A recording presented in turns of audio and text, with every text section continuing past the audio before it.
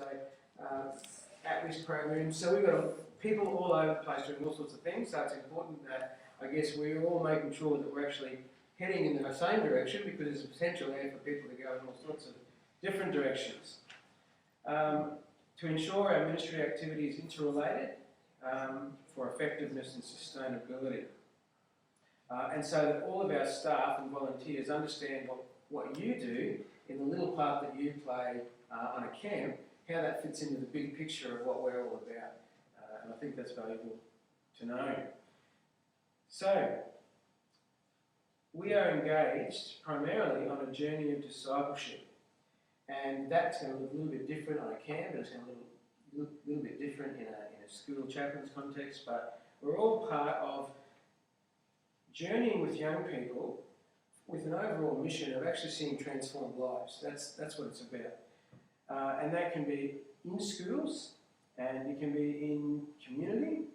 And I guess just talking about transformed lives for a moment, because whilst we've already talked about the fact that we're, I guess, evangelistic in nature, we also recognise that as we journey with young people, that we are going to take, some people are going to journey a short way with us, some young people are going to journey a long way with us.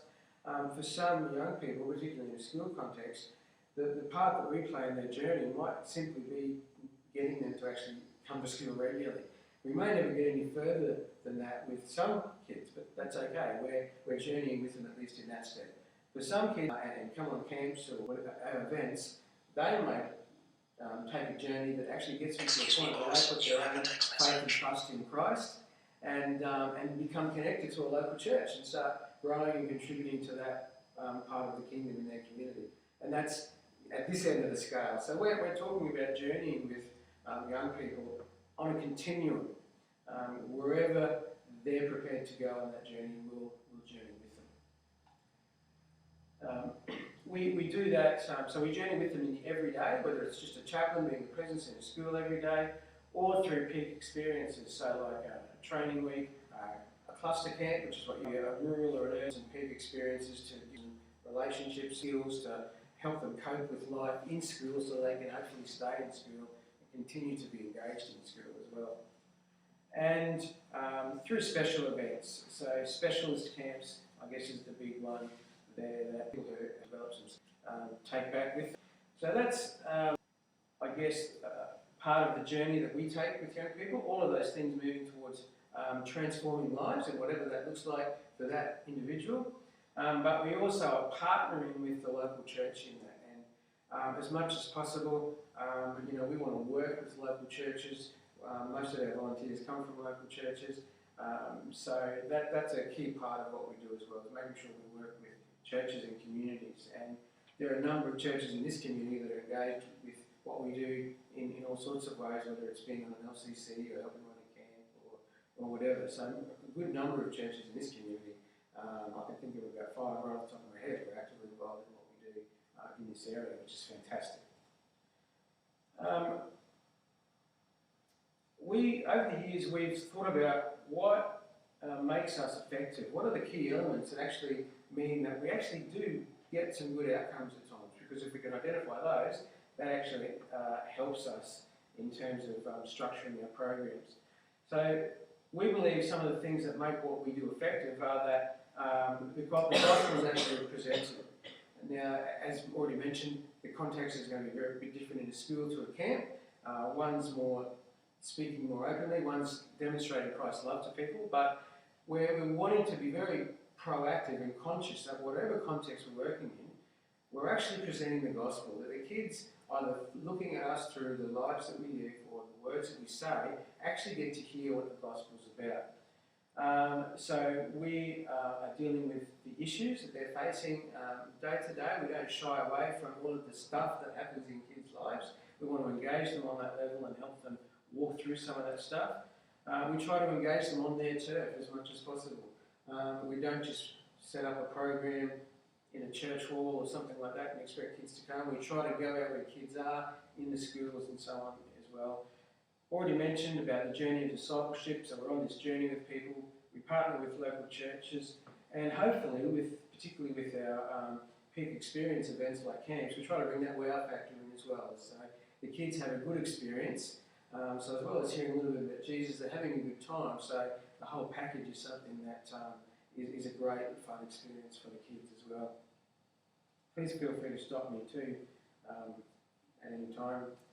So these link back into the values of SU Queensland. So the things we value, the transforming power of Jesus, the place of young people in the kingdom, which we mentioned before, holistic ministry. We engage in relational ministry. It's about building relationships and journeying with people. We also want to empower people to their potential in Christ as well.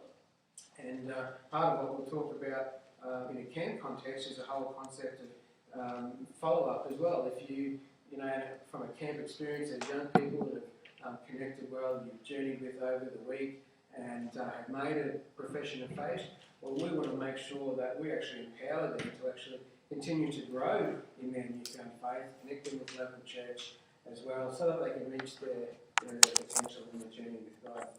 And we do that by partnership with local churches and as we mentioned, best practice as well. All right. Now, in an ideal world, this is where these different things, I guess, peak. See if I can explain this for you. The red bar, I guess, is where these things link back to the things that we value. So if you look at the everyday here, the everyday ministry that we have, which is primarily school chaplaincy, that is really dealing with young people on their turf and dealing with their issues.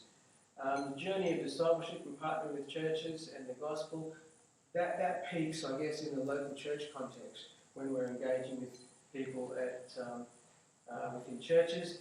And the peak experiences and special events, which is primarily at camps and beach missions, the red bars there, that's the primary place where kids are going to hear and respond to the gospel, and we're going to bring that, I guess, that wow factor fun time into the experience for them. So all of those different events and stakeholders, if you like, including the local church, play slightly different roles at different times along the journey that we are walking with young people, if that makes sense.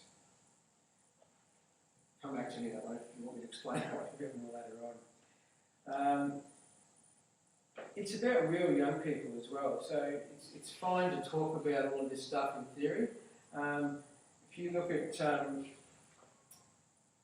let's look at Greg. I'll put my glasses up here.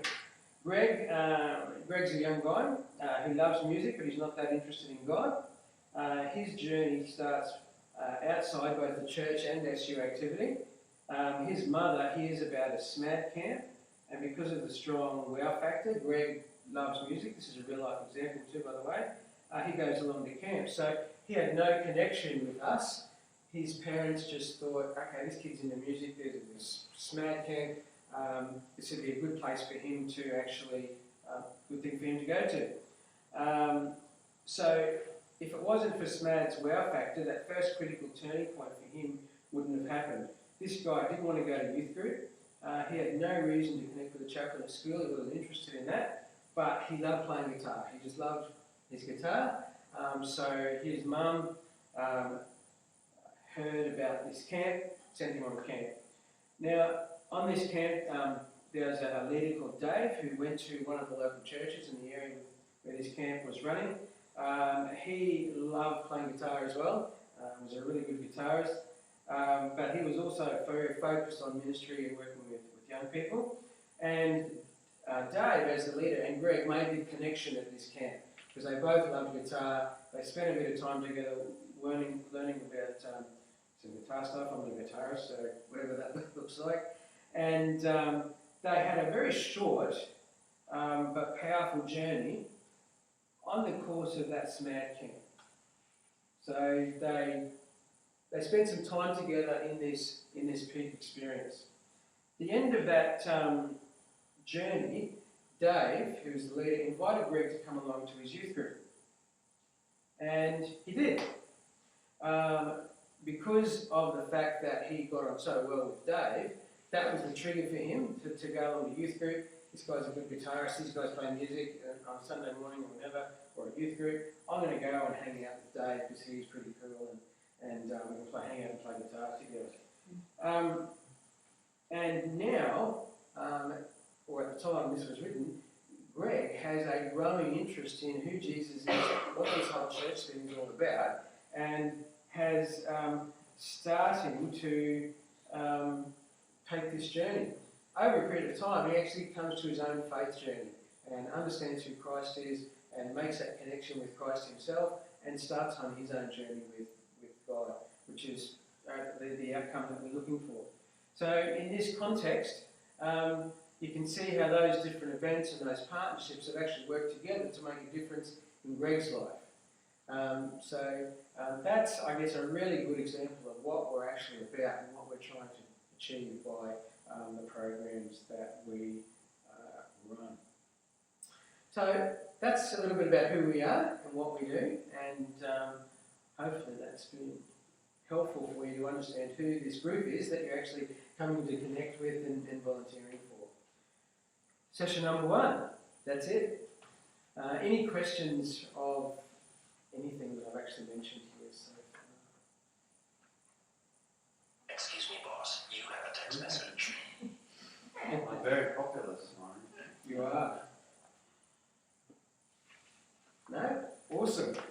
You've got some fact sheets there that I've kind of form part of a bundle of papers that I'll give you this morning. So I encourage you to have a read of that as well, and just to refresh about who we are.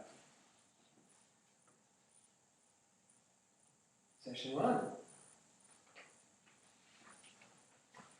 Okay. All right. If we have a look now, get up and stretch your legs if you want to. This is only a one-page line for the next one.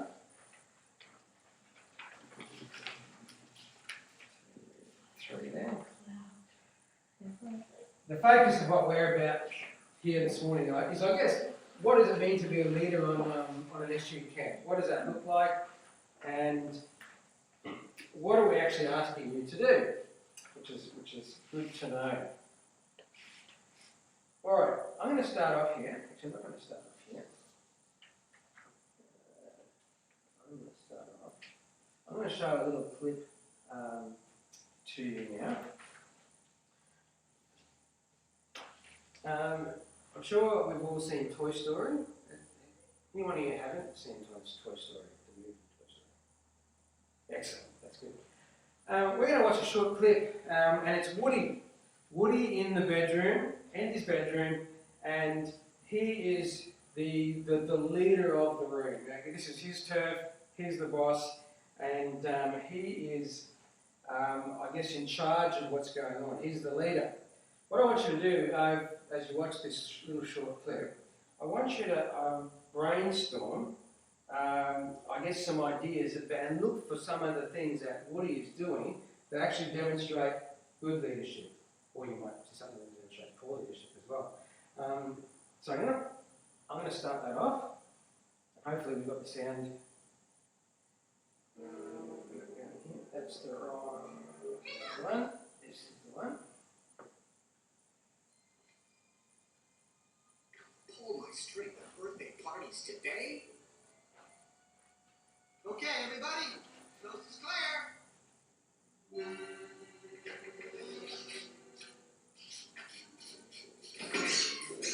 Ages 3 and up, it's on my box. Ages 3 and up. I'm not supposed to be babysitting Princess Drool.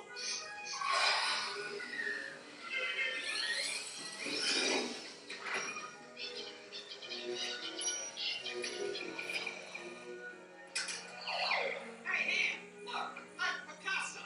I don't get it.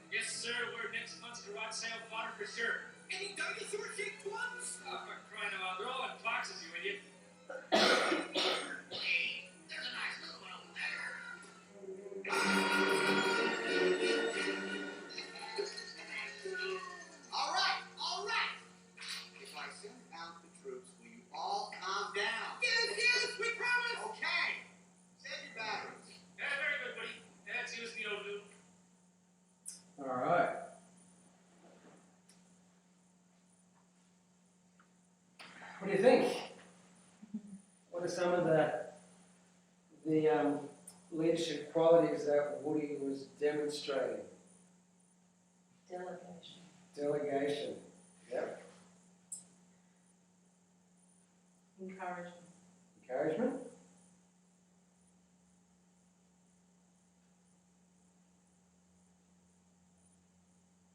What else? Preparation. Preparation. He was prepared. On fire.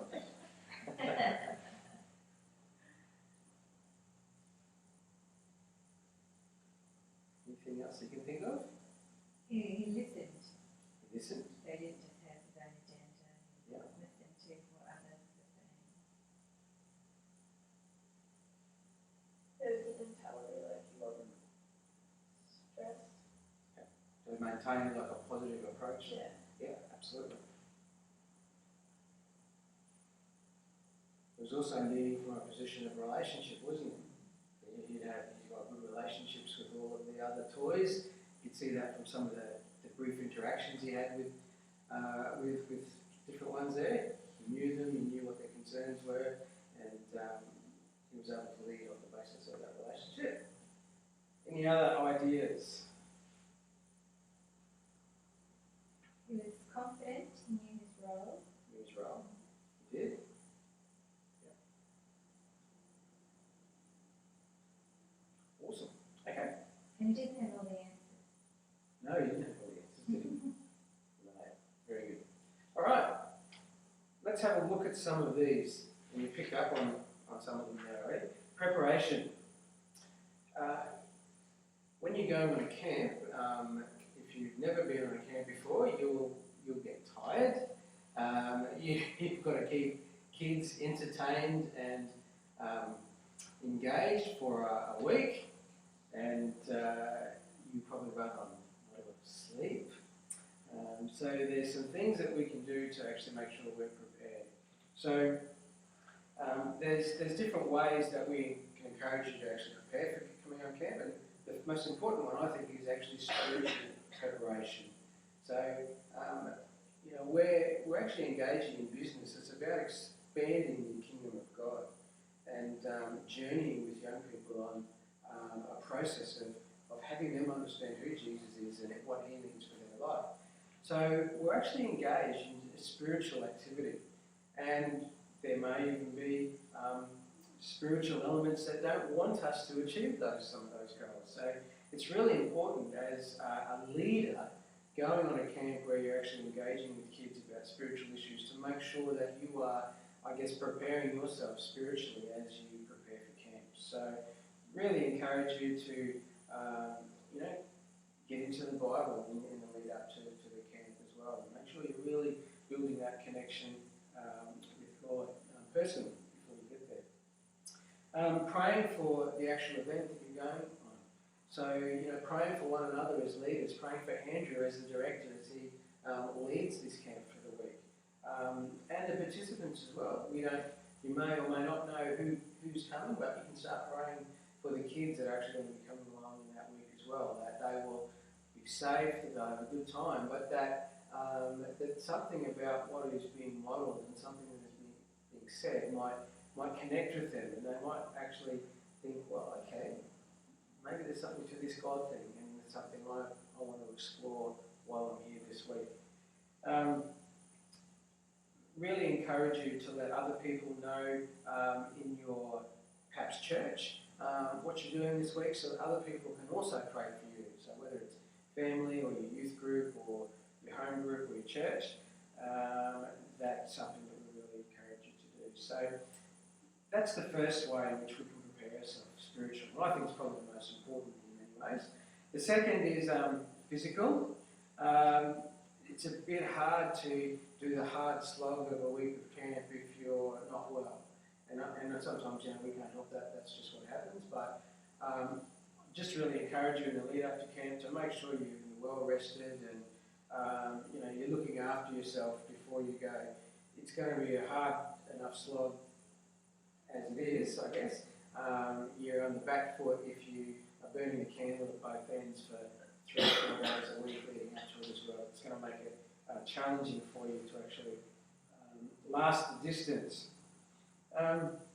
Mental preparation. Really encourage you to know your role in the program, and I don't know what the nature of the camp meetings that Andrew's been having are, but really, if you've got a role to play within the camp, really encourage you to understand what your role is, so that you can be the best support to your leaders and help everything to go smoothly. Make sure you're actually equipped and understand what it is that you've been asked to do on the camp. If there's an element of the program, for instance, that you've been given to look after, if there's something about that you don't understand, make sure you're asking questions so that you actually do get a good picture of what it is that you're actually doing while you're there as well. Make sure that you are confident with, I guess, understanding the gospel, but probably more important, understanding your own testimony. I mean, one of the reasons that we tell stories in what we do, the story of Greg, for instance, earlier, is that stories are very powerful. It's actually, nobody can argue with your own experience. Whereas if we're coming from a position of always just talking about this is what the Bible says, this is what we believe, which are great things to do, sometimes that just doesn't have the same impact with some kids. It's actually saying, you know what, this is my experience, this is what I was going through, this is the difference that Jesus has made in my life, and this is my experience of actually walking that journey, and that can perhaps be part of your experience as well. So actually have a bit of a preparation in mind about your own story, your own spiritual journey, so that you can actually share that with kids, because that will have a big impact as well. And lastly, you need to, I guess, come there with a good attitude. You need to be able to show love and respect to the participants, your team members, your leaders as well. Camp is going to go far smoother if you're there ready to go with a positive attitude, you're cooperating with everybody around you, and you're not making life difficult for other people. And that's, I know that's common sense, but sometimes that sort of happens because people come along thinking it's actually about themselves and what they get out of this week, rather than focusing on, what I'm here to serve, and I'm here for the kids that are coming, and that's my focus. But above all, go expecting to have fun, and also go expecting to see God do some stuff, because He inevitably does when we put ourselves in these positions and we actually open ourselves up to being used by Him to speak into other people's lives. He inevitably shows up and does something that we don't expect that He might do, and that's exciting. An exciting place to be as well. All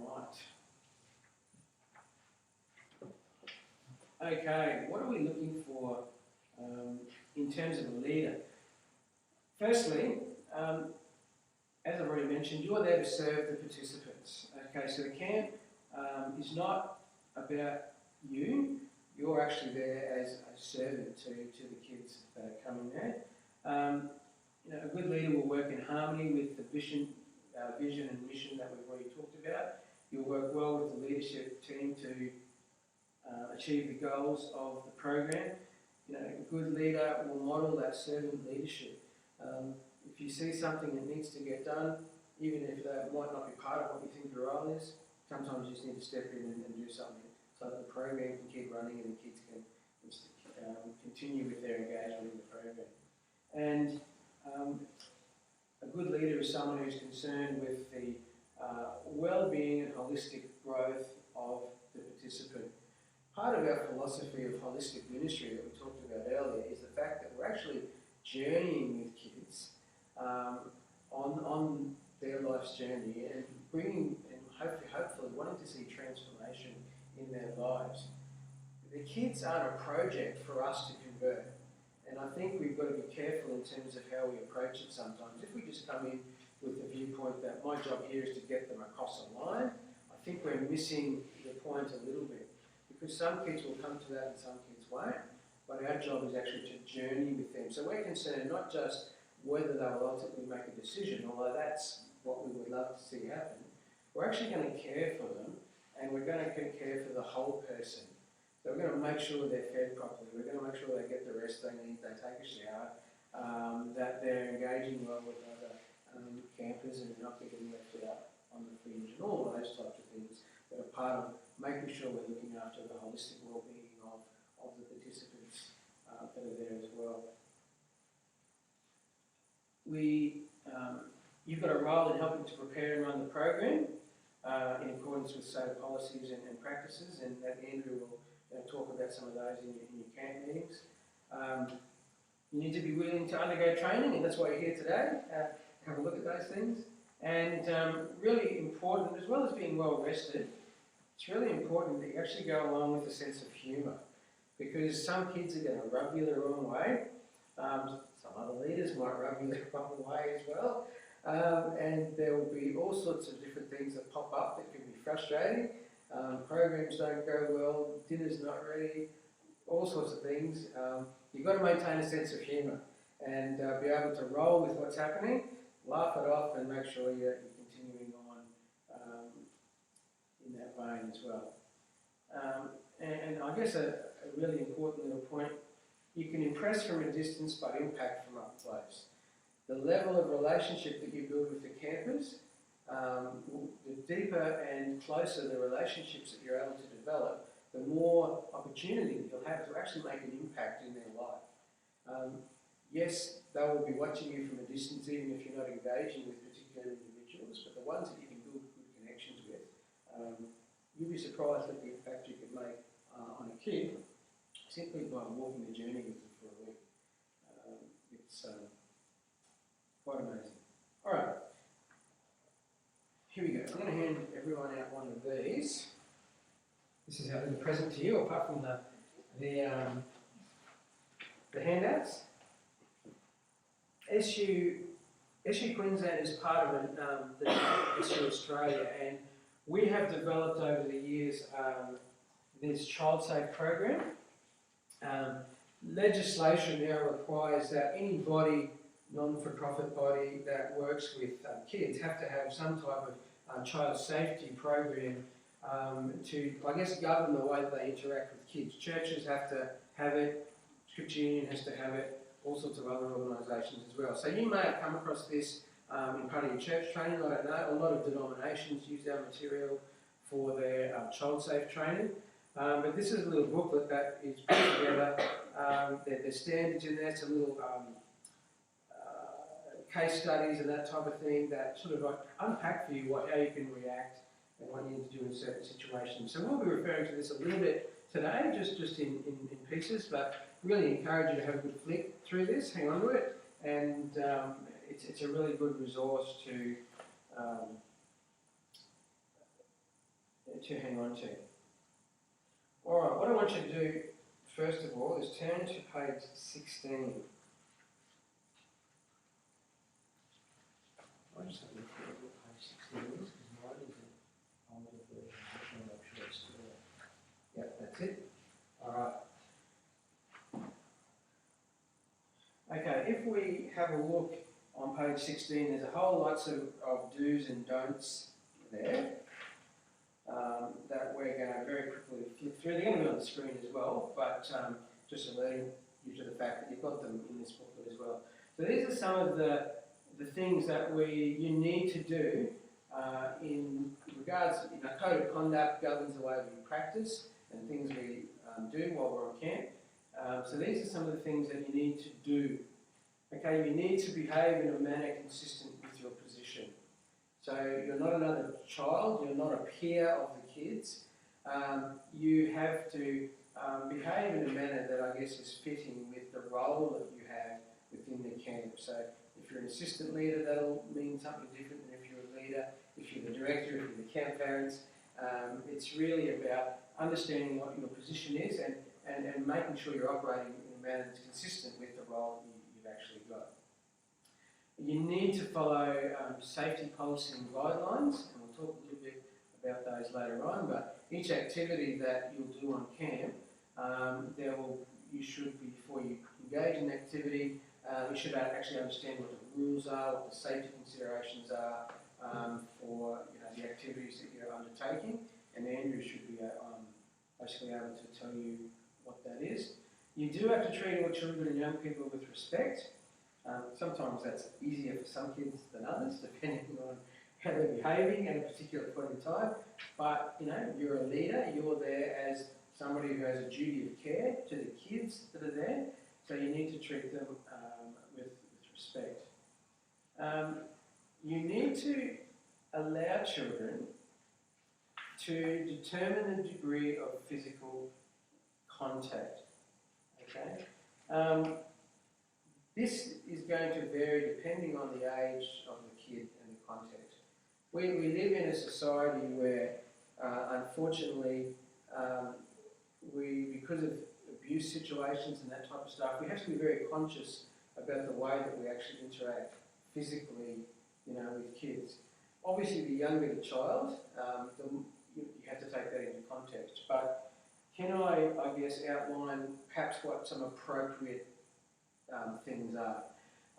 We don't want to have no contact with kids. Right? It'd be very sad if we had got to the day where it was a completely hands-off policy, because kids need, it's part of them understanding they're valued and they're cared for if there's a physical contact actually happening.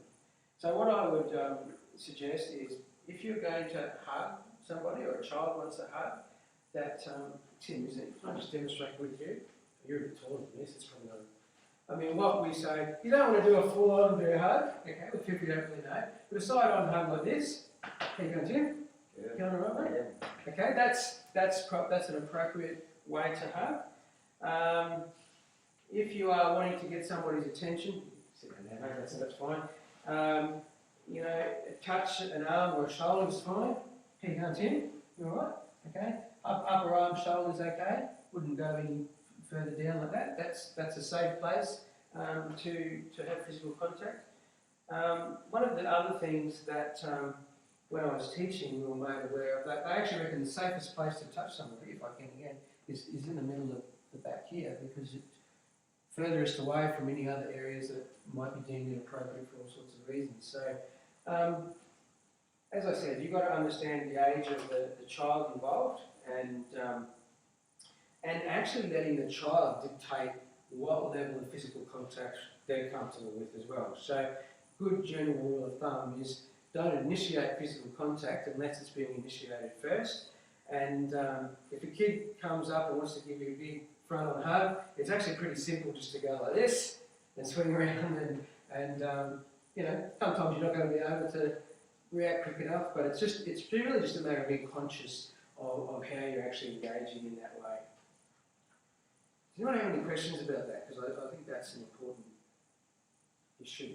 Or any other suggestions or thoughts about other types of contact that you might have? We're all good? What about the kids' contact with each other? Yeah, good question.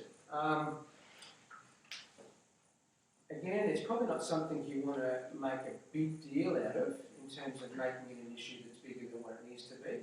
But we also have to be mindful of the fact that some kids won't like it, and if you observe that there's physical interaction happening and certainly one kid's uncomfortable, you might just need to have a word. Look, Jimmy doesn't actually feel comfortable when you give me a good hug. How about you just slap him on the back as a way of saying, oh, give him a high five or something like that. So I would be, look, I think you'll know within yourself if it's a problem.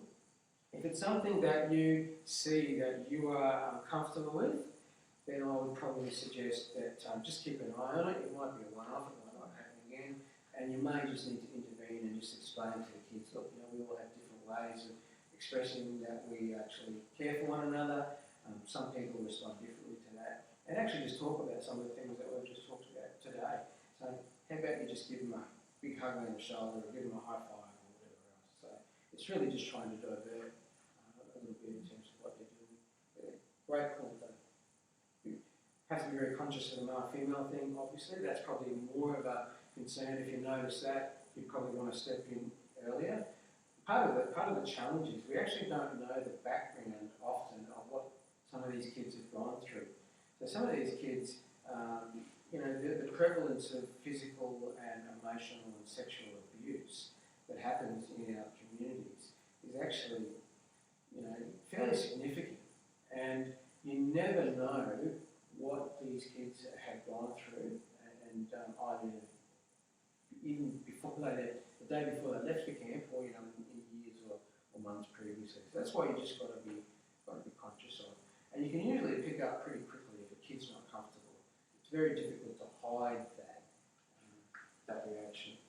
Yeah, sometimes too, like when, depending on age, like depending on how things are at home, especially if the child's not getting a lot of attention, sometimes they come to camp and they might just like attach themselves to you, so like they'll sort of run up and give you a big hug and they're sort of like, you know, you're trying to shake them off the leg kind of thing. Yeah. And I've sort of seen that happen. Yeah, again, it's like sometimes, because you don't sort of want to reject the child, no, but you sort of really need to know those boundaries too. absolutely right. And sometimes it might be, you know, things will happen so quickly sometimes that you can't control. So, you know, what we've got to be conscious of is our reactions and our responses. Certainly, I'd say don't sit kids on your lap. Okay, I think there's whole lots of issues associated with that. But you know, I'd be just very conscious of making sure you're in a public place. If a kid runs up in a public place and goes like this, well, everyone around knows that okay, it's not something that's initiated, but it might be like yeah, you're going all right today. How are you going? You know, pushing them off. You know, you just got to roll with that. You know, turning and you put the arm around. I mean, obviously, if it becomes a really, really big problem, then you know, depending on the age of the child, and you know, it may just be, hey, I really enjoy spending time with you, but you know what? I feel more comfortable if we did this. How about we do this? Give each other high fives. You happy with that? Good, let's go and do this activity together. And try and be positive and encouraging, but perhaps just divert it. But again, you know, we're always going to be put in a situation. Preschool teachers have this all the time, you know, with the littlies, they just want to give them a hug, you know, jump on their lap and all sorts of things, and you know, we've got to roll with that to a degree. We had a grade 1 boy do it to the cricket coach after school this week, where he just latched onto his leg. The cricket coach had no idea what to do with him and how to get him off. And so we sort of had a chat with him. It was only about 5 minutes later, he just did the same thing. He just jumped on his leg and held onto his leg and wouldn't let go. Like some kids just want attention. Absolutely, you're right. And look, again, it's just, I can't give you a hard and fast rule for every circumstance. You know, it's just a matter of being conscious, I think, more than anything. If we're conscious of it, I think we'll end up, we know how we can appropriately respond most of the time. Maybe it's my contact with another leader and go, Help! assistance. Bit of a look. Yeah. But I mean, that is actually a good point. You probably want to make sure you're manoeuvring the situation so that you're not actually in a spot where nobody else can see you interacting with a child, particularly a child of the opposite sex, or any child for that matter. But you know, you always want to make sure there's line of sight, that you're in a room, and that you're not alone with a 13-year-old girl in an isolated sports shed getting gear out. I mean, that's just, sounds horrible that you've got to think through that issue, but that's just the reality of the world we live in. I know of cases firsthand where 12, 13, 14-year-old girls who make completely fabricated allegations against somebody who was in a camp environment actually serving kids, and just mud sticks, doesn't matter, and complaints have to be followed through. And I've had a number of occasions where I've had to follow through those types of complaints with people, and it's a devastating thing. And generally speaking, it's completely innocent. But that's the reality of where we're at. We've just got to be conscious of it. We need to make sure we're reporting abuse allegations or suspicions. So we have an obligation that if something is disclosed to us that would constitute abuse, you need to let your camp director know. We'll look at some of those protocols later on. Simply because we have mandatory reporting legislation in Queensland that we're obligated to report those types of things. As I was, just be aware of gender issues, and we've talked a little bit about that. And in anything at all that you might have a concern with, or something doesn't look right or feel right, or a kid makes a really funny comment and you think, well, where did that come from? It's not quite right. Report all those things back to your leader. just for your own benefit, so you're covering yourself, okay, it can be noted and documented. It can be followed through if it needs to be. Some of the don'ts, don't engage in rough physical activity. Again, because of that physical contact issue. Now that's not to say you don't play footy with the boys or things like that, but again, just be mindful. Leaders are generally bigger and stronger than kids. You don't want injuries, you don't want anything. You don't want to initiate a method of contact that will perhaps spill over into other activities. So again, it's just being aware of those types of things. Don't use any physical means to control or discipline a child. At the same time, if a child's standing in front of a bus that's coming towards them, you'll grab them and pull them out the road. If you're having a discipline issue or something like that, don't touch the kid. You've got to try and talk them down or whatever else. Don't restrain them. Unless they're putting themselves and other people in harm's way, you've really just got to let it be and try and work it through with other methods. There is a thing in school context where you can use reasonable physical force to diffuse a situation if you believe there's a threat of harm to the child or others. That same guideline I don't believe applies outside of the school context. So our context or a church context, I don't believe that same guidelines apply. And even then, if that happens in a school context, there's all sorts of reports and investigations and all sorts of stuff that you have to go through. And again, I've seen teachers who've been, literally had their reputations ruined and destroyed because they've been confronted with this dangerous situation and they've had to physically restrain somebody. And there's all sorts of ramifications from that aren't particularly pleasant. So, don't hold, kiss, cuddle or touch inappropriately. Make sexually suggestive comments. Do things that the child can do themselves. So, if a child's capable of feeding themselves, dressing themselves, all of those types of things, participating in an activity without assistance, you need to let them do those things themselves. Don't go into the sleeping accommodation of the opposite gender. Fairly common sense. Spend time alone with the child. Take a child to your house. We'll talk about follow-up right at the end, but that's again not a good scenario to put yourself in. All right.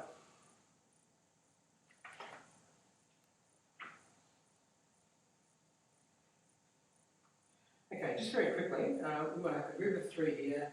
Actually, I'll split you guys up. Hey, guys and girls. Let's do a guys and girls little group. Just very quickly, want you to have a very quick discussion, maybe 2 minutes, about what are some things that you yourself can actually personally do to prepare for camp. So whether that's spiritual, physical, whatever. Just have a very quick discussion about, from here, what are some things that you're going to do to actually prepare yourself for camp in a couple of weeks.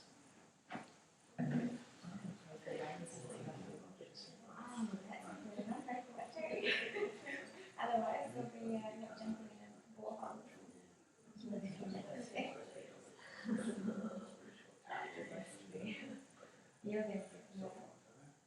Just got those 4 points there for you as well.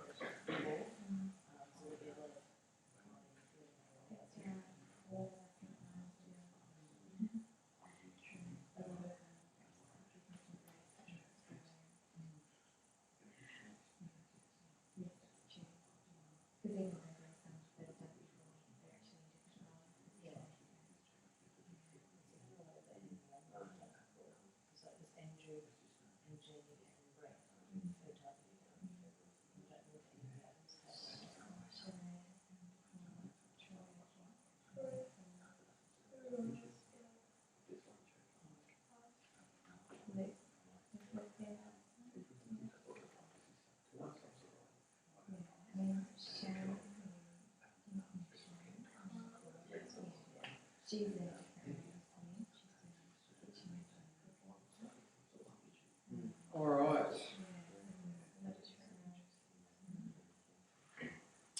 Any feedback? What are some of the things that you think you might do between now and camp to actually prepare yourself? Need to find a small window of time to forget life, calm, and prepare the mind. Yep. You also need to pray for rain. Alright. Yep. Prior to the camp, so there's plenty of water. Okay. Down to 11 tanks, we're down to 2 that put water in. Oh, okay. Okay. Fair enough. We need to do that. Anything else? Our main emphasis was on God, you know, like the spiritual aspect, put God first. Yeah. And then, you know, I think and that includes like having people pray for you, those kinds of things. And then the rest of it, you know, if you put God first, I think the rest of it will come into place, especially the mental and the attitude. Yeah. But not like in everything in life, if you got God first, everything should filter down.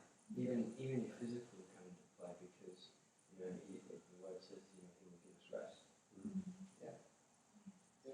Awesome. All right, guys. That's the end of session number 2. 5 to go.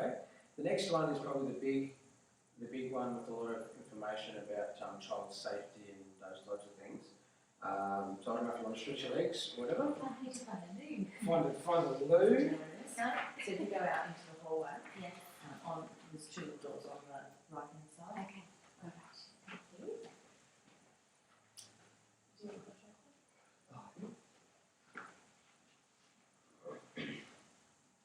How many shoes do you want?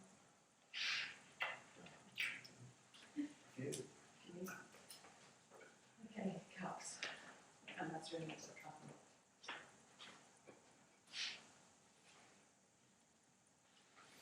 Does say watch out for the truck? Yeah. Cool. I'm trying to figure out what the. So that's our 10 principles. And there used to be extra teacher to a dance excursion because somebody was away. And so then they did this series of 5 up, and that's the only one they've kept. That's good. Whose face is it? Deputy principal. Stuart Taylor. It's a nice campus here, isn't it? It is a campus. It's They not have just a one of school, it's a these. campus. Maybe. You have to take advantage of that government funding when it's there. Yeah. Might not always be there. That's right. But I think these guys are definitely taking advantage of it. Yeah. Mind you, I mean, it's a process to get. Besides that. Usually you have to have the money to put in to do it too. Yeah, well, that's exactly right. Yeah. Since I've started working in Christian schools, I've actually been on the board of 2 different schools. I'm actually on the board of QLD Christian College now. Oh, okay. Yeah, so yeah, I've seen how the process works from both sides. Yeah, the other way, I was on the board before I went to start there. Yeah. And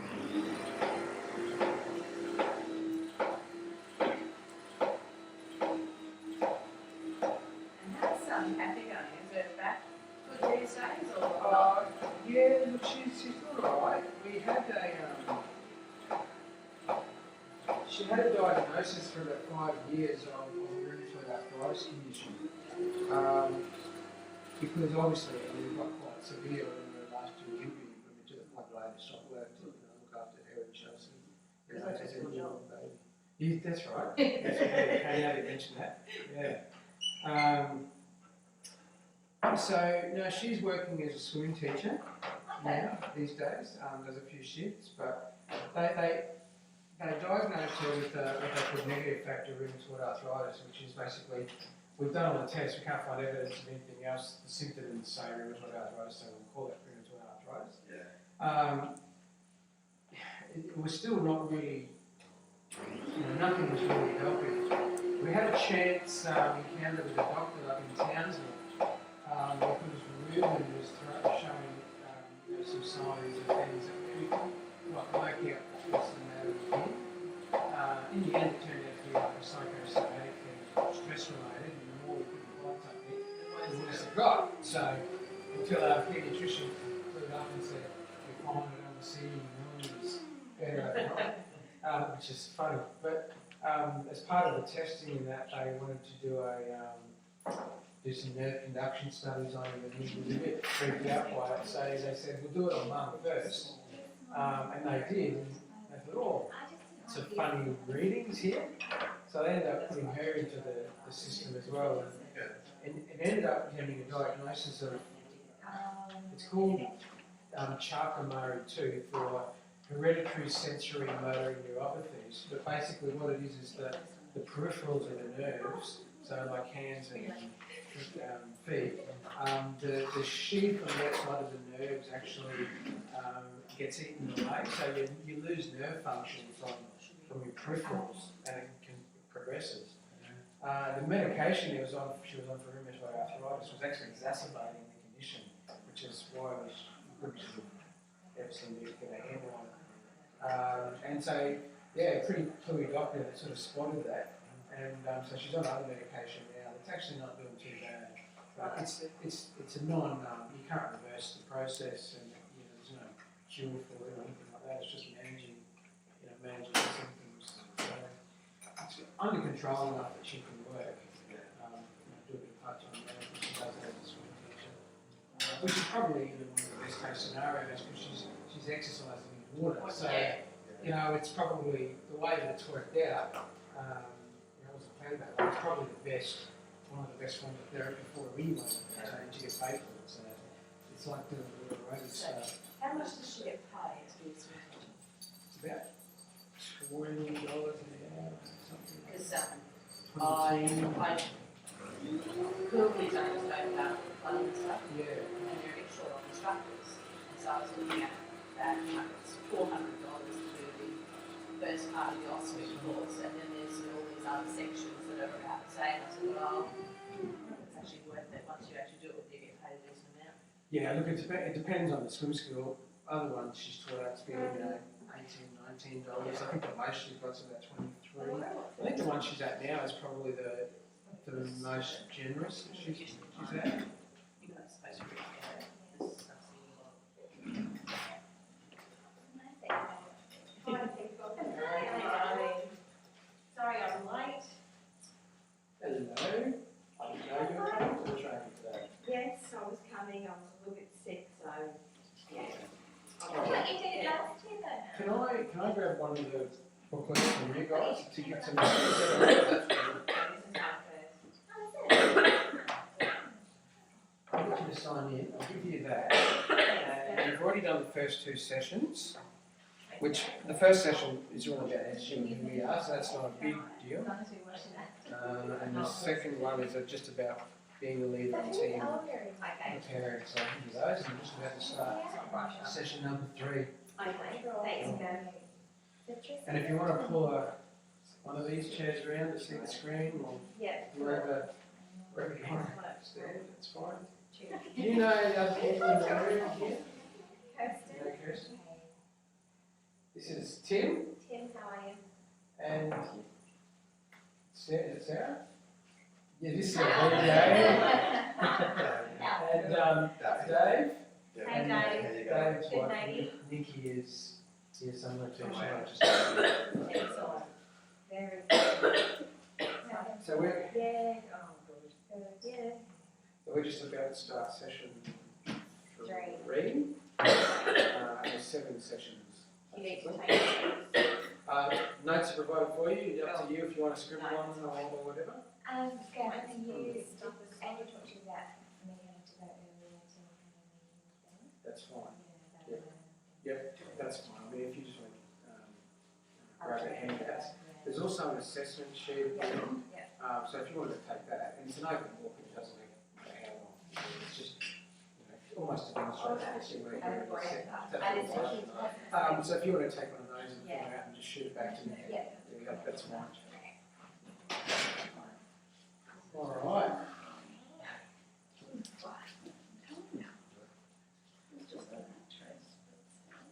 I'm going to keep going because I am conscious that it's a Saturday and we all got other places we probably want to be.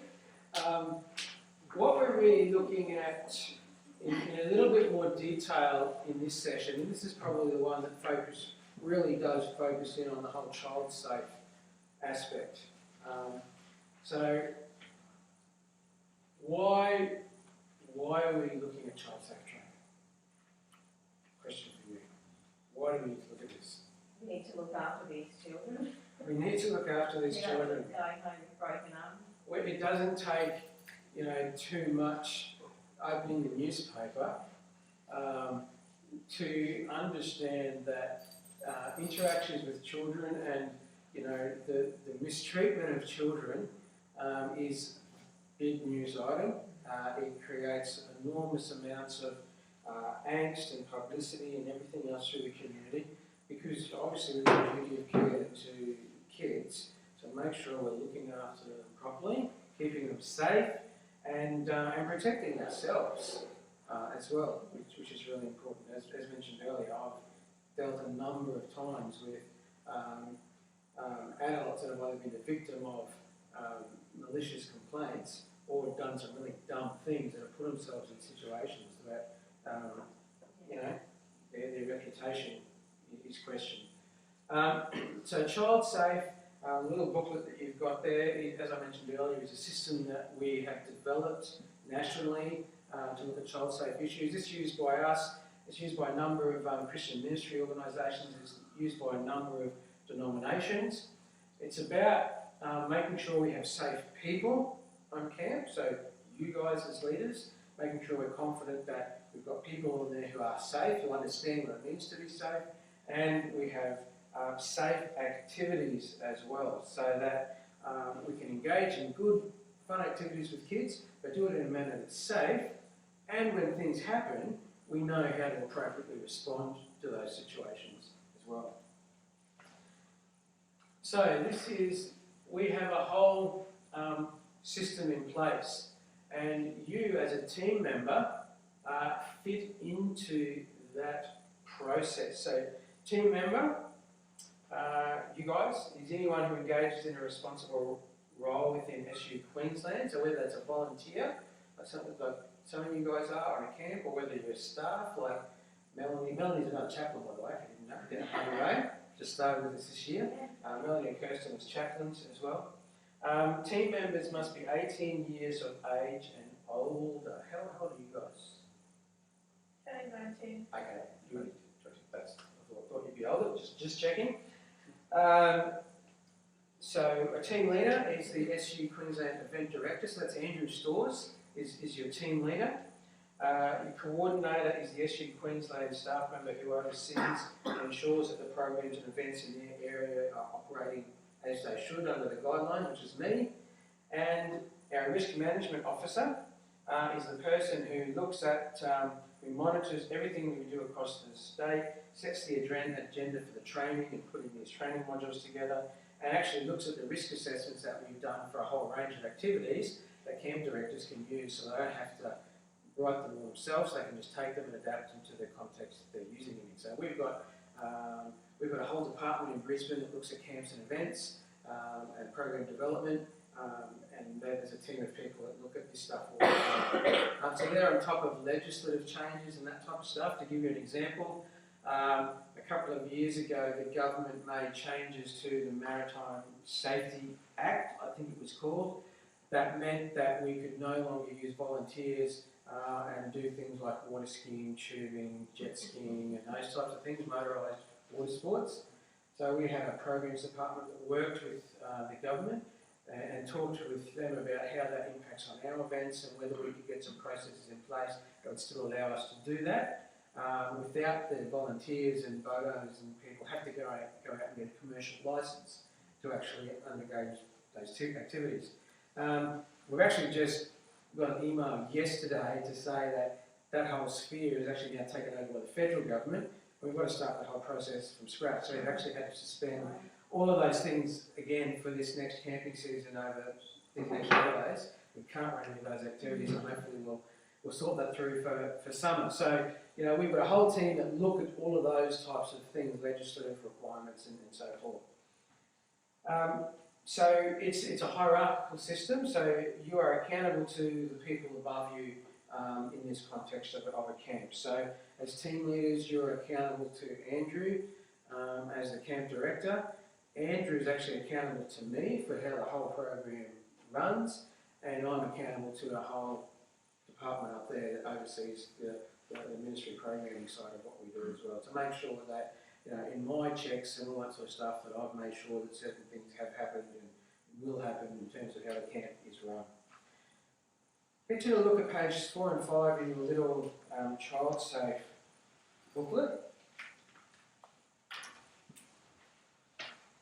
I won't go through this in a huge amount of detail, but there's two little text boxes here. This one here is expectations, and we talked a little bit about this already. This is expectations of the, this one's for you. Expectations of you. So, we've talked a little bit about being willing to serve, looking out for the well-being and holistic growth of the children. Up on the top of page 5 is another box of expectations, and that's the expectations that you have of us actually putting on the event. So it's reasonable that you have some expectations of some things that we do. So that's what I want to just very quickly go over. You have or should have a reasonable expectation that we give you information about who we are as an organisation. So hence the first part we started with was looking at SU and who we are, what we do. You should have a reasonable expectation that we can help you understand your role, and I hope that this process will do that. And the meetings you have with Andrew too are part of that. Ensure you know to whom you are accountable. So you are all accountable to Andrew as the event director. That you can expect support and supervision in your role, and again on the actual camp itself, that's with Andrew. Ensure that you have a supportive and safe working environment. Arrange appropriate and reasonable insurances. We do that on your behalf. So the paperwork that you've had to fill out about being a volunteer and all those types of things that you've had to provide for us help us make sure that everyone's appropriately covered by insurance. Inform you of and consult with you on matters affecting you, and provide orientation and initial and ongoing training applicable to your role. This also applies to work environments too, so the context is a little bit different. So whilst we have some expectations of what you will do on a camp as a volunteer, it's reasonable that you have some expectations on us and the types of things that we need to do to actually support you in that role as well. So that's what that was talking about. All right, let's have a look. Again, that's not enough. I'm quite sure what that is. Oh, sorry, that's the responsibility flow and the accountability back the other way. All right, let's have a look. First of all, we're talking about safe people. So everybody who comes on a camp should have filled out a volunteer application form. Is there anyone who hasn't done that? But the chaplain. The chaplain's one, you don't have to do that. Sort of, we're still waiting for a reference. Okay, great. So that's in process. Everyone needs to have blue cards. I'm sure you do, or you shouldn't be sitting here this morning. As part of that, you need to have referees as part of that volunteer application. Again, you've gone through an employment process, so it's a little bit different for you guys.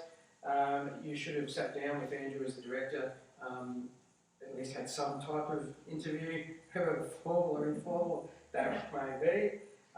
When we know each other, it's a little bit easier. You should have undertaken some training, which is what we're here about today, and you should understand some of the policies and procedures that protect people. And again, that's what we're going through today. Safe activities. Okay, so as well as having safe people, it's about having safe activities, and we operate, I guess, on a 6P of safe activities. So prior preparation and planning prevent a poor performance. So Andrew, as the director, should have a program that's spelt out, and there's other elements of the program that he should have looked at in detail to make sure that everything's okay. For example, risk assessments for the activities that you're doing and that type of thing. All right. It's important, we've got a duty of care to the kids who are coming on the camp, so it's important that we actually make sure that the activities that we've planned for them to do, whilst they might be fun, they're also safe. All sorts of fun stuff we can do that may not necessarily be safe. We need to make sure that the ones we operate in are safe. And that includes also, I guess, reflecting and debriefing on activities as well to work out was it safe, and identifying issues that we can maybe improve as well. So that's part of the process. Okay, what should we consider when planning an activity? Great question, I'm glad you asked. I should do a bit of a brainstorm just very quickly in the room. What are some of the things you think we should consider when we're planning an activity? Age appropriate. Age appropriateness. Yep. The goal. What the goal of the activity is? Yeah. Why are we doing it? Is it just for fun, or are we looking for a particular outcome at the end? Different ability levels between. Different ability levels and participants. Fantastic. Whether we have the resources or the space or the equipment. Yep. So have I actually got the proper equipment to do the activity that I want to run? Is that equipment in safe condition? That's right. Yep. All right. So we've talked a little bit about participants, age appropriateness, ability levels. Okay. The team, do we have the actual team of people that are qualified to run this? The equipment, do we have the correct equipment? Is it in working order? The venue, okay. Is the environment that we're going to run the activity in safe? So those types of things are all there. Have a flip to page 34 and 35 in your little book here. And that actually provides you with a checklist. A checklist of different questions that you can ask for actually planning a safe activity, for the overall activity, for the participants. So the size of the group is another one there. Special needs. What do you do with kids who don't want to participate? Okay, if you've got leaders supervising the activity and it's taken all of your leaders, but there's some kids who don't want to participate, how do you manage that? So again, that's thinking through the scenario that not everyone may feel comfortable participating. So you've got to have adequate leaders to actually make sure you've got something to do with them. So I won't go through all of those in the list. I'll let you have a look through those. So a whole lot of little tick boxes there that you can go through: participants, team, equipment, and venue. To make sure that, okay, we've thought about some of the issues that we need to think about for running this particular activity. Any questions? Okay, can I get you to flick over to page 37?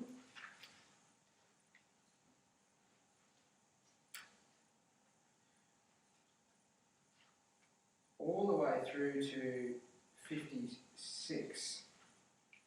Okay.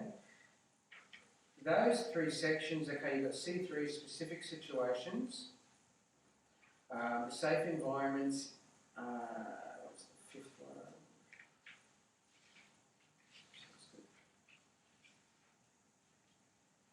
Health and first aid, and then incidents. All of those things there, highly recommend that you actually read that section in detail before you go on camp, because that talks a lot about different situations and how you actually respond to them. I'll talk about some of them briefly, but in terms of water-based activities, different first aid scenarios, how you would respond to a kid that had head lice, for instance, or conjunctivitis and those types of things. So I'm not going to go through that in detail this morning, but if you can have a look.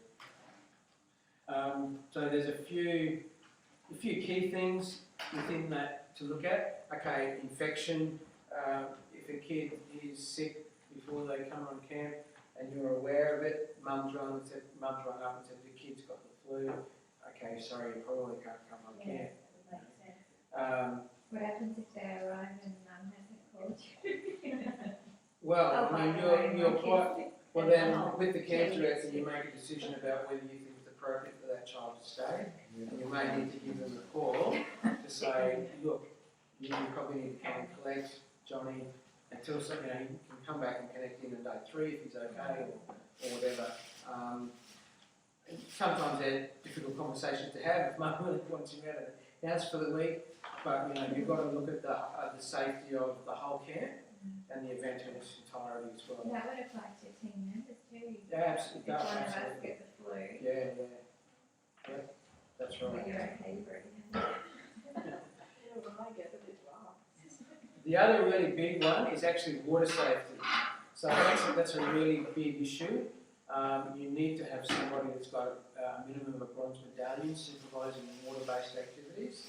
And there are a whole heap of protocols involved in terms of doing safe water activities. So you encourage you to have a look through those as well. Safety during transportation is another big issue. If you're transporting kids, generally it'll be by a bus. Some cases it's private cars, depending on the context of the camp. So you need to make sure, you've got all your protocols there. The bus driver, the bus company that you're using, do their drivers have blue cards, all of those, types of things. And the other biggie is, food handling legislation and health and safety practices as well. Using gloves, getting people who've got, there's a particular qualification or ticket that people preparing and handling food need to have as well. So have a look at those. Andrew, as a director, should have be on the ball for making sure those types of Jamie's boxes done the and food things. handling course. And Jenny's those done the types of bronze medallion. And so it's great, I think. Yep. Rex Good is to hear. a canoeing instructor, qualified canoeing instructor with life-saving certificate for that. So. Fantastic. Yep. So that's the type of things that we expect to put in place, which they are, which is wonderful. And Gavin, at the SU induction, do your child as chaplains not to transport students in their car at all, Yes. at any given time? So, Yes, that's right. This is a different context. Okay, essentially you're on this camp as a volunteer. It's slightly different rules. I don't think you guys have buses for what we're doing anyway, don't you? But for transporting students? For the day we have transport, we have a bus big enough to carry nearly everyone. They're giving us a smaller bus this year, so some leaders may be in a car, but all the kids will be up there. It's a 45-seat bus. We've got 39 kids, 37 kids, plus Jana and Chelsea if they'll probably got mum and dad anyway, our kitchen. So see, it's a different context. So for example, if you've got on a bus trip down to the beach stuff, and a kid cuts their foot on a bit of glass and he has to be taken to the hospital, well, the person who's got their car there will need to, with another leader, transport them to the hospital. So, there's... and so the fact that we're volunteers covers us, basically. It's a different context. And when parents have registered their children to come, they're asked the question, can your child, or do you give permission for your child to go on leaders' car? If So need be.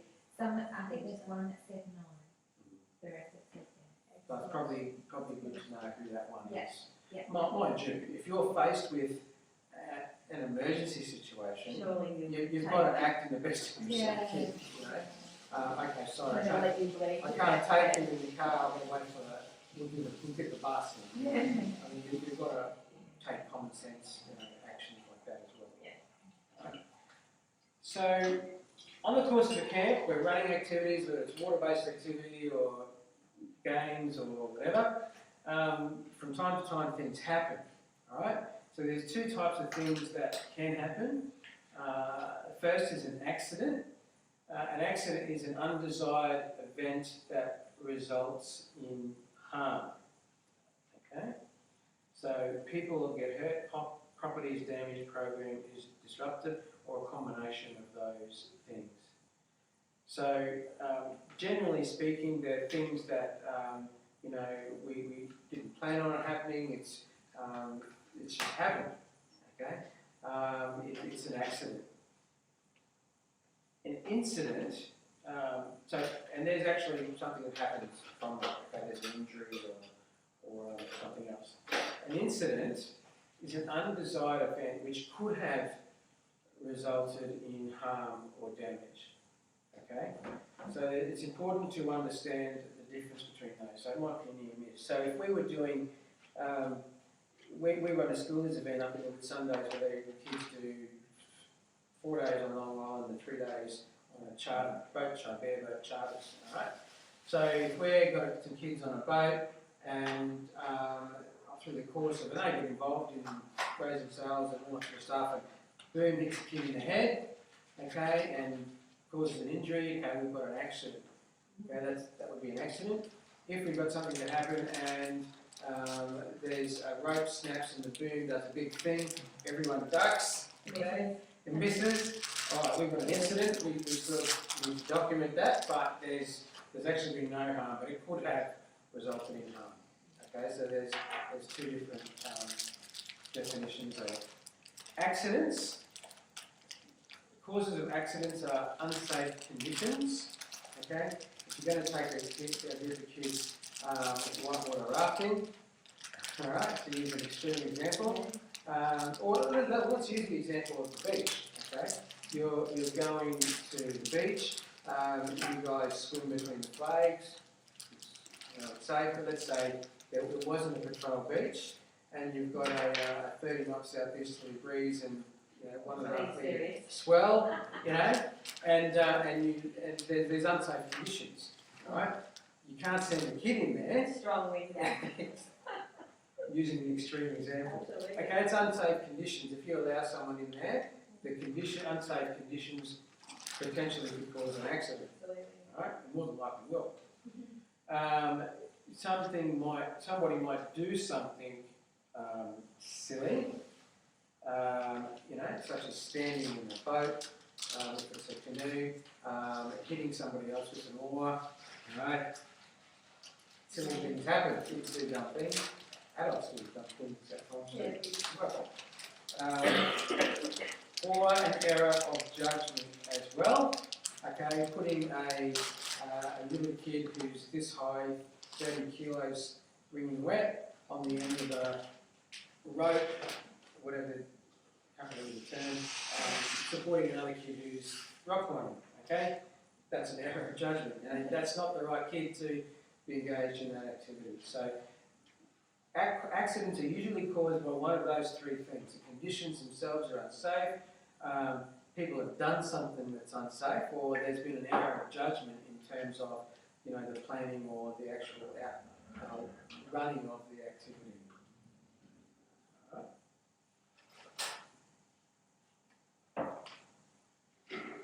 Okay, when more of one of those is present, the likelihood of an accident is much greater.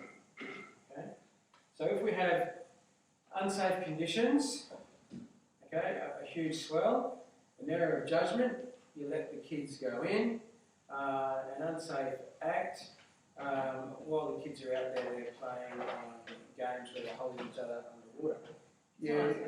You put all of those different things together, okay, you've got a real problem here in the middle, those things combining are more than likely going to create an accident. The risk is just magnified considerably. So we need to be thinking about the conditions, what people are actually doing, and making good decisions based on all of the factors, the age of the kids, the conditions, equipment, facilities, all of those things. As part of what we do for all of our camps, we have risk management plans for a whole range of different activities.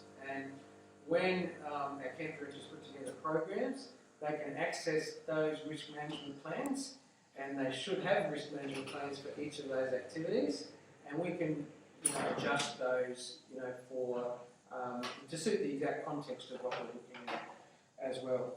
So the activity leader before the event needs to obtain those risk management plans for the activities from your event. So as a leader on the camp, you should have those risk management plans for the activities, and if you're responsible for running one of those activities, you need to be familiar with the risk management plan for that activity. All right? Andrew carries the can, he needs to have the understanding of all of them, but for the activity that you run, you actually need to make sure you understand those, and make sure not only that you've got it and that you understand it, you have to make sure you implement it. Okay, it's no good saying, okay, this is a risk management plan, okay, I understand what I need to do, but then you go out and run the activity and you fly by the seat of your pants and take it as it comes, okay, because that's when you'll get an error of judgment, okay, someone will do something stupid, an unsafe act, and bang, all of a sudden you've got an accident, okay. So you need to make sure you understand what the protocols are for the different activities that you are running. Any questions? We'll have those in separate folders for each activity. So once Brett's finished them, we'll put them in a folder. If you're responsible for an activity, we'll give them to you. Prior to the camp. Yeah, well, it depends on Brett, I think. Well, We'll do it. I did them all last year, and they're all the same, with the minor exceptions. So So Brett's looking at them, isn't he? That's yeah, his job, he and I have spoken about them. Yeah. So he should be on that. He was going to come. Well, he should be in 5 minutes. So he and I could have a look at that type of thing. Excellent. Only we call them safety management plans, Right. because that's what my director calls it. So, That's fine. Same thing. As long as we we don't print them out, it says safety management. Okay. All right. Doesn't matter how much you plan. Okay. Sometimes something will happen. All right. It's just one of those things that we do all the planning and preparation that we can. We implement safety management plans, risk management plans. We run activities according to the established protocols, but sometimes things still happen. All right. And sometimes they're left field things as well. It might not just be an activity, it might be something innocuous, someone slipping in the shower, discovering that someone's brought drugs to a camp, I've dealt with that one, those types of things. So when things happen, we need to respond in an appropriate manner. Okay? Something's happened, all right, we've done all the planning, but it happens, now we've got to respond. What do we actually do? Okay, we have a flow chart which I'll go through in a little bit. I'll just quickly run through this first. Actually, I'll come to that sheet at the end, actually. The first responder is the activity leader. So whoever it is that's actually running the particular activity, more than likely one of you guys. I don't think you guys are running activities much, are you? Okay. So the person in your team of leaders who has taken responsibility for the activity, that is the activity leader. This is just defining some of the people. The event director, Andrew, who's in charge of the whole camp. There's the emergency response coordinator, which is an SU staff member trained in emergency situations. Okay, I am one of those people. Whether I am actually your ER coordinator for this camp, I don't know yet, because we allocate different people to clusters of camps or individual camps, depending on who's on holidays and who's not, and who's available and where it is in the state and so on. So it could be me, it could be somebody else. Have you received info yet? Who you're? No, I normally get an email, but I haven't had that It yet. must be still coming out. I haven't seen it either. And the SU coordinator. So the ER coordinator and the SU coordinator could be the one person. All right. So I am the SU coordinator for your area, but I might not necessarily be the ER coordinator. I could be. I could be playing both roles. All right. So I don't like ringing them. what is an emergency situation? Okay. Name, Andrew? It could be a serious vehicle accident. All right. We have never had a death of a participant on one of our programs. We've had some serious situations at times, but we've never had a death. Praise God. We have a lost participant. Okay, and there's some definitions around that, which you'll find in your book too. 45 minutes, wasn't It's something like that. Okay, that's an emergency. A significantly injured participant. It's an emergency, a natural tragedy.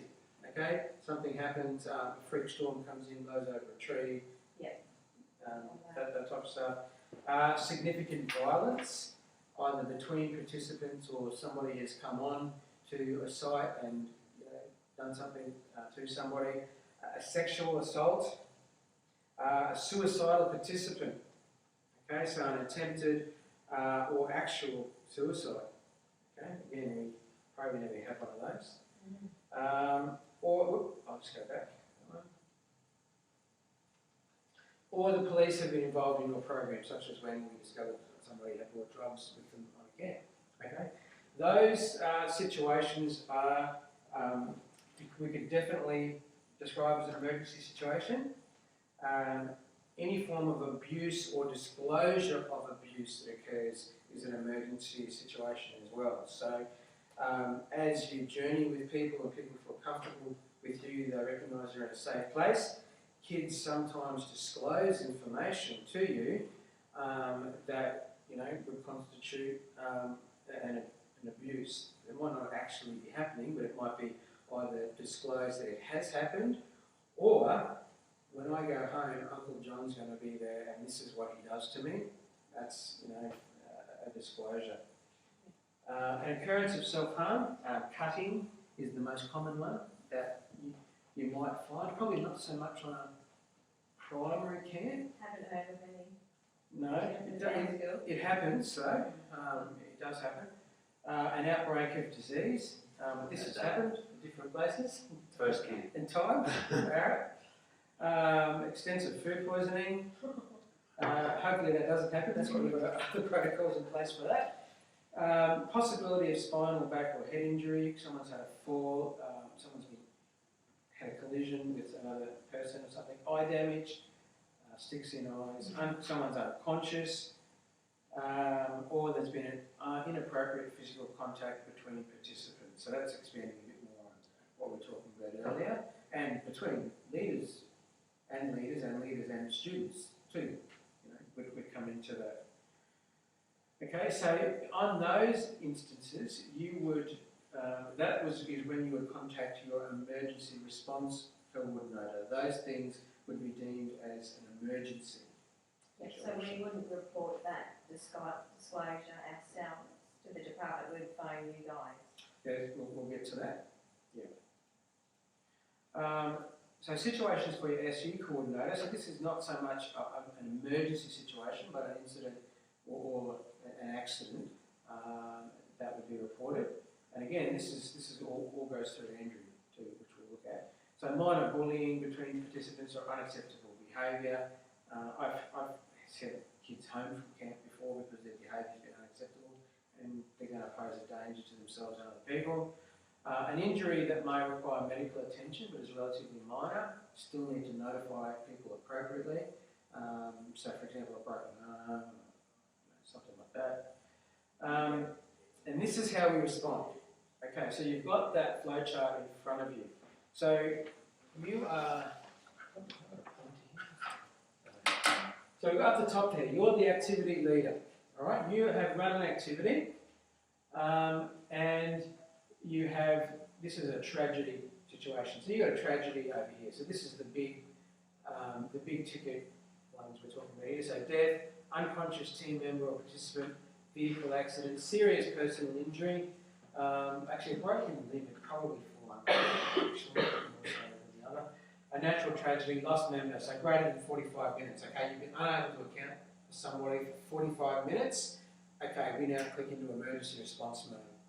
Okay, because 45 minutes are keeping you a long way from where they need to be in 45 minutes. So you need to contact, well, first of all, don't talk to the media. Okay, it's not your job to respond if an accident happens and all of a sudden you've got a film crew standing on outside the camp. It's not your responsibility to talk to them.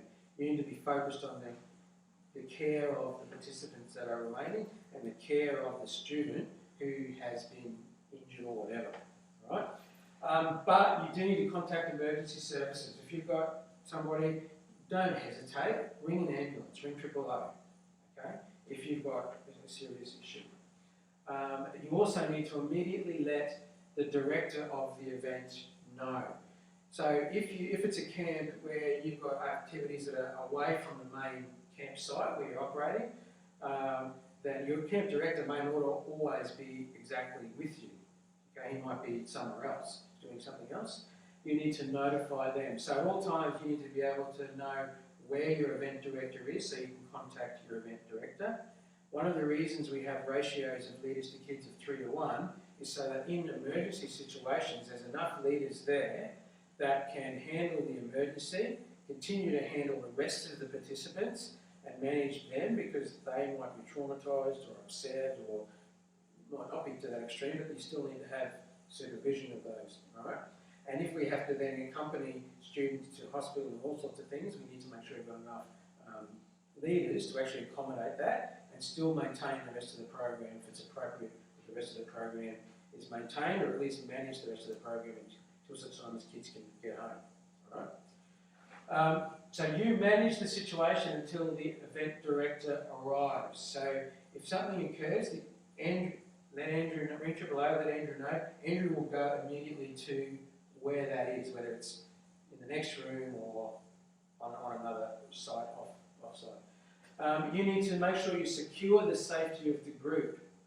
Remove them from danger, check and secure any equipment, occupy the group of students that you have remaining away from the accident site.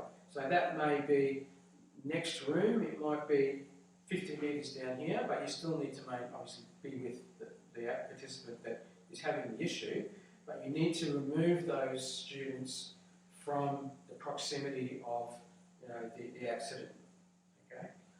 Because you don't want them hanging around, getting more and more upset, feeling like they want to get involved and help and all those types of things. They need to be occupied appropriately over here. Kick in another activity with them, with the remaining leaders, whatever you need to do, basically. You need to maintain contact with the director until he or she arrives at the site of the tragedy or organised place. So it may be that he's going to meet you out at the hospital, it may be that he's going to meet you at the site. You ring that event director every 10 minutes to update them on what is happening. Okay, it may only be a 10-second call, but you need to maintain contact with your event director so that he's fully informed the whole way along of what the present situation is. Okay, the kid's in more pain, the ambulance has just arrived, and so on. Once the camp director arrives, he takes over. He may still ask you to be involved in that situation, but the responsibility shifts from you to him. He's now in charge of the situation, okay? So we go over to the middle here. The event director then kicks in. Again, he doesn't talk to the media either. His job is to make sure that everybody's safe, the remaining participants are safe, that the injured person or a lost person or whatever, that's getting the appropriate focus it needs from leadership as well. The event director then immediately contacts the SU Queensland Emergency Response. He would probably do that while he's on his way there if he's got to drive a distance to get to somewhere. Okay? So that should have already started happening. When he gets to where you are, he will talk to you to determine what your needs are. Okay, what resources do you need? Do we need to get counsellors out here to talk with the rest of the kids? Do we need to provide additional resources here? Do we need to organise another bus to get here and get these other kids back to where we're going? All of those types of things. He will work with the activity leaders regarding. He'll travel to the appropriate place and manage the situation until the emergency response coordinator arrives as well. He will maintain contact with the emergency response coordinator until he or she arrives at the site of the tragedy or an organised place, such as the hospital. All right. When the event director contacts the emergency response coordinator, and this is actually probably interesting to know, I'll backtrack a little. Once you as an activity leader ring your event director, whether he's physically present with you or not, he's now in charge. That's one of the other reasons you've got to continue ringing him every 10 minutes. Okay? You might be physically in charge of the physical location and what's happening, but ultimately he's been notified, he's in charge. He'll continue to communicate with you in terms of how things are going. As soon as he contacts the emergency response coordinator, he's subject to the direction of the emergency response coordinator and is obligated to continue communicating with that person. So the emergency response coordinator, if that's me, that's assuming it is, okay, I will decide with the director on the appropriate level of response to the incident, okay? So he and I together will make that call. What do we need to do here, right?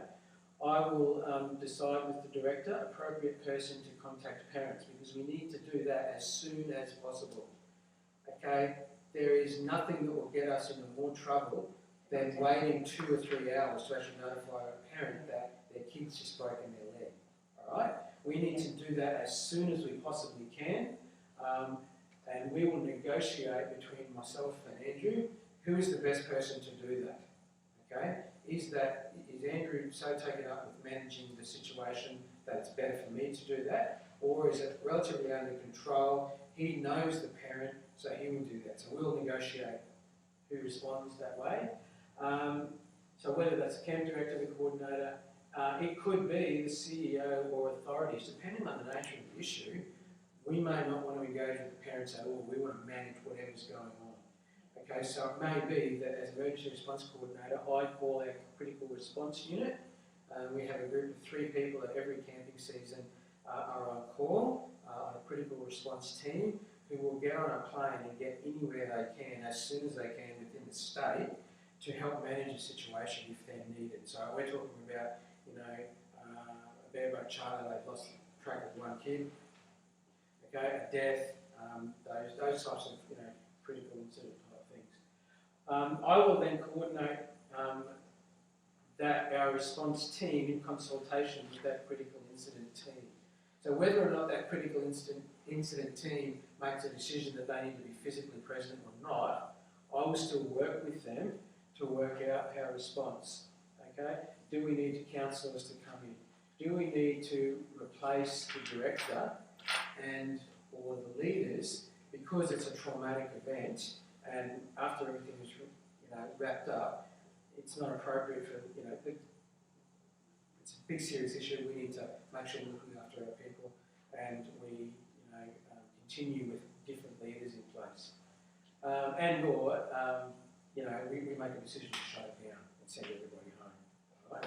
We wouldn't do that immediately because we want to try and have some sort of appropriate response with the remaining participants and try and debrief them and prepare them for what's happened and talk with that. So we would manage that whole process in terms of what the response is. And as the ER coordinator, I will immediately, on contacted, travel to the site as well, if it's appropriate. I mean, not all situations would require me to be going there and be physically present, but often they would. And so every half an hour, I will be in contact with the event director, working out where we're at in terms of the situation. A lot to take in on that, I know. Does anyone have any questions for me in terms of what our response is? Do you all understand what your role is in an emergency situation? Do we have a first aider who's responsible for administering first aid, or is it basically you're there? You would, if they're on site, yes. That's you? That's me. Okay. And we have a number of female leaders with senior first aid certificates as well. So we're covered. That's right. So there's someone there that is. They respond. Yep. You obviously make common sense decisions to keep people safe and respond appropriately to the situation. Right. And we'll have a medication kit as well, first aid kit and a medication person. Yes. Yep. Excellent. Yeah, so anyone who's on any type of medication has to hand that in, and that's monitored. The other one that we actually mentioned is overdose of drugs and or medicines. That can happen at times as well. Feel free to jump up and grab something too. I'm nearly finished this section. Actually, let me just finish this section and then we'll break for a good 5 minutes. And we're probably more than halfway through then. Okay, how can you help a child through the traumatic situation? Let me just quickly put these up. You need to make sure they feel safe. Okay, so what do you need to do to ensure the child feels safe? It might be removing others, removing the danger. Okay, what is the immediate need? Is it first aid? Is it comfort? Is it removal from the situation that they're into another physical location? You reunite the child with their family. That's why we need to contact as soon as possible. I'd suggest within the first half an hour, parents need to know. Obviously, you're not going to do it immediately because you're responding to the situation. You care for the person first, but parents need to be contacted, and that will either happen, as I mentioned, by Andrew or myself. Communicate with the child. So keep talking with them. You're okay. This is what's happening. You're waiting for the ambulance. You know, you're going to be okay. There's people here. Everyone else is safe. You don't need to worry about them. So you're constantly communicating with the child about what's going on, reassuring them about what's happening. Involve them as well. You know, it's not all about you responding. How are you feeling? What do you need? Are you comfortable? Do you need to move in another position? You know, those types of things. Accept regressive behaviour. All right. If you're in an emergency situation, kids are kids. They're going to respond in a whole range of different ways. They could be angry. They could be teary. They could be just screaming. They could be hyperventilating. You know, they're going to respond as kids respond, unpredictably and in all sorts of different ways. Accept that. That's not a behavioural problem. At this point, you're dealing with an emergency. We're not worried about the behaviour of the kid. Okay, we're worried about getting them safe, getting them treatment if we need to, all that sort of stuff. Protect the child from exposure to the media. Okay, you know, if that involves getting a group of leaders to stand around if you're in a public place, holding up towels, shield them from that. They don't need to be worried about whatever else is happening around them. Okay, I'm sure parents don't want to see their kid on the 6 o'clock news on the beach with a broken leg. I mean, you know, take appropriate steps to make sure they're not being exposed to the media at all. All right. That's the end of, I guess, the safe people, safe activities section. Any questions from that? It's probably the heaviest sort of part of what we do. It's really just making sure you're aware of what your role is and how things work in terms of a problem. Any other questions?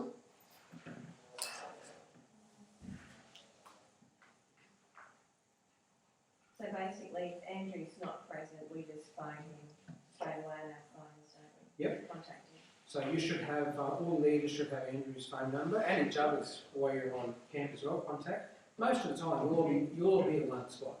Okay, so generally speaking, that's how it will roll. He'll be there within 2 minutes walk if there's an activity down this end of the beach and that and so on. So generally, it'll be close by, in which case all of these things will kick in pretty quickly in terms of you notify Andrew, hearing the name, hearing parents, emergency, all that sort of stuff. Excellent. It's more just when, you know, a It camp... happens to be busy. Yeah, like some camps run electives for different kids and they'll doing archery over here, canoeing over here, and off-site shopping over here. You know, they could be in all sorts of places. So that's when, obviously, the logistics get a little bit more complicated. Yeah, very good. All right, let's have a break. And